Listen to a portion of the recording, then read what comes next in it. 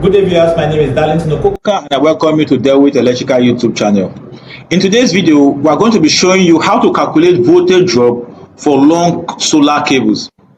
A lot of time, we see people install solar cables on a rooftop that has to do with several strings, and the distance from where the panels are to where the inverter or the charge controller is approximately 50, 60, 70, 80, even 100 meters. I've seen an installation that had close to 150 meters, and they still use the normal cable that's supposed to use in a distance whereby it's just 10 or 15 meters. In that case, there is going to be significant voltage drop. The voltage you're expecting from the panel will be essentially different from the voltage that the panel is generating will be different from what is entering the charge controller or the inverter if it's going to be a hybrid inverter. So in today's video, we'll show you how to determine, especially when the distance is above 20 meters, how to determine if there's any significant voltage drop. And if there's a significant voltage drop, what are the things you need to do to ensure that you curb that voltage drop.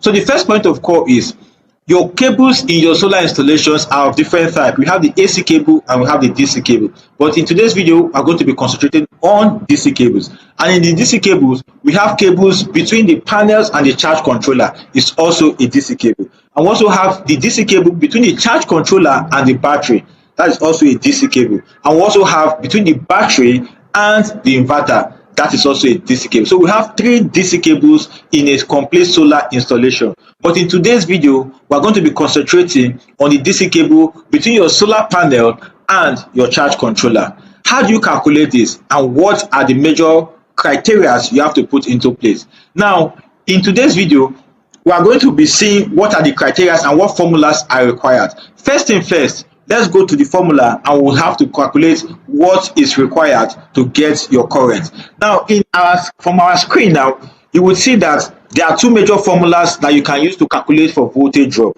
The first is this, which is VD, your voltage drop, times 2 times L times I times R all over 1000. So this is usually used when you are calculating for voltage drop when you know the resistance of the cable. Most times you can calculate for that, most times your data sheet will give you that. Then the second one is VD equal to MV/amp meters, which is your allowable voltage drop. This is usually done by the manufacturer of the cable. We call this voltage allowable. So when you have size for the particular cable you want to use, then automatically you'll be able to know what current allowable voltage drop you have to take into consideration. Then you multiply that by I and you multiply that by L and you divide by 1000. So for the first formula, our L is usually our one-way length.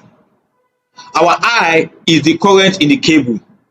And our voltage allowable is the voltage drop constant from the manufacturer's cable. So all this you have to put into place to ensure that you know what you are calculating. So let's take a look at an example and see how we are going to go about it to ensure that we know what we are doing. So take note that when you are carrying out this calculation, your major point of contact is your I. You need to know what I you are expecting. So when you have, say, 6 panels, you want to connect 6 panels. You should decide, are you connecting these panels in series or you are connecting these panels in parallel? Now, when you connect these panels in series, you are going to have just one single current coming out. So the current of one of the panels is what is coming out. But when you connect these panels in parallel, maybe 3 in parallel, then you are going to see that you are going to have, if it's a 15 amps current in one panel, you connect them 3 in parallel, 3 in parallel. As you can see on the screen, you will notice that it's like 30 amps that you are expecting. So this current is called your string current. This is the string current you are going to use for your cable sizing and you're also going to use for your voltage drop calculation.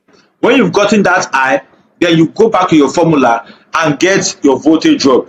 And you also know the distance from where your panel is to where your charge controller is. When you have known that distance, automatically you'll be able to calculate for your voltage drop. All right, let's use one example to explain all what we've talked about voltage drop. So far, we've been able to show you how to get your current. So the current is usually the string current on how you decide to connect your panel. So let's look at this example.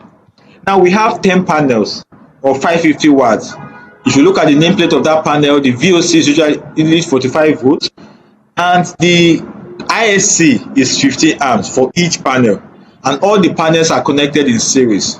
So to get the cable size and expected voltage drop within a distance of 80 meters from panel to charge controller, that means from the rooftop to where the charge controller is, we're having 80 meters. So the PV voltage is 450 volt DC because the 10 panels are connected in series.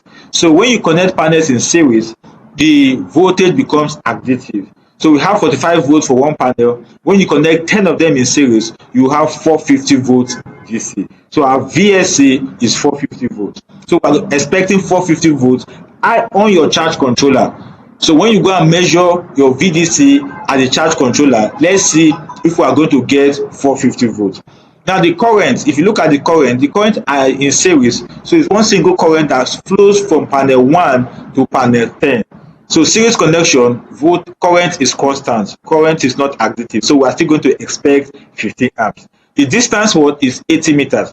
Now with this current of 15 amps, most of us will say we're expecting 15 amps, so we should be able to use 2.5 mm. Now let's go to the Nigeria data sheet. You can use the IEC data sheet, you can use Coleman data sheet, or you can use any Nigerian cable data sheet, because Nigerian cables have a high current carrying capacity. So let's use the Nigeria data sheet. Now look at Nigeria data sheet. We have cables bunched and enclosed in a conduit or trunking. Then we have those ones that are clipped direct. So we're going to use bunched and enclosed in a conduit because we're going to use a conduit pipe to bring it down to the charge controller. So we have that of current carrying capacity, voltage drop, and current rating. So this now is our current rating and voltage drop that we're looking at. Is this AC or DC? Now we're looking at DC. Look at it. For our current rating for both AC and DC, you see that what we're expecting is 15 amps. But for 1.5 mm cable, it's saying 17 amps can carry it. For 2.5, we said 24. For 32 amps, we said 4 mm. For 41 amps, we said 6 mm. But the current we're expecting is 15 amps. So automatically, we're supposed to use 1.5 or 2.5. But because of standard regulations, they've said that it's ideal that the minimum cable size you are going to use for any solar panel connection should be 6 mm. I think that is why I decided to use 6 mm for our cable down. That is excessive. So we are going to get 41 amps in that situation. So look at the voltage drop. Our voltage drop that we're experiencing is 7.1. The minimum voltage allowable that has been calculated by this manufacturer is 7.1. So in this case now, we have chosen 6 mm, despite the fact that we are supposed to use 17 mm, but we are supposed to use 1.5 mm, but we have decided to use 6 mm because of standard regulation. So when we use this 6 mm, our expected allowable voltage drop is 7.1. So let's go back to our calculation and let's see if we are going to get a good voltage drop. Now here we're using 6 mm and our voltage drop constant is 7.1. Now when you use this our formula, VD equals to all these are voltage allowable times your current times your distance all over 1000. So our voltage allowable is 7.1, which we have gotten here. Then our current, that the string current, is 15 amps. Then the distance is 80. When you divide this by 1000, you are going to get 8.52. So 8.52 is the voltage drop you are going to get when you use 6 mm cable within that 80 meters. So let's check the percentage of this 8.52 and see if it's allowable, because you are supposed to get 5% or below. Now look at it. 8.52 is the voltage drop that we're expecting, and our total voltage is 450. So 8.52 divided by 450 times 100, that is approximately 1.89%. So 1.89% voltage drop, I think to everybody is an excellent value, because it's less than 5% that we really want to use. So I believe that this video has helped you to see how you are going to calculate your voltage drop between your solar panel and your charge controller. In our next video, we are going to do that of battery and inverter, and we are going to also do that of panels, charge controller to inverter. I believe this video has been very useful to you, and you've gained 1 or 2 insights on how to calculate voltage drop, especially when you are going to use a very long distance cable from your panels to your charge controller or your inverter if it's a hybrid inverter.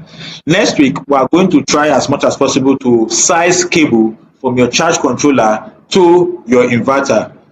from your charge controller to your battery. We're going to size that cable, and we're also going to size from your battery back to your inverter. So these are the three DC cables that are important in every solar installation. So please click on the notification icon so that you get notified when our subsequent videos are posted on our channel. So next week, be rest assured that the other two DC cables, we are going to post it on our channel. So thank you very much, and see you in our next video.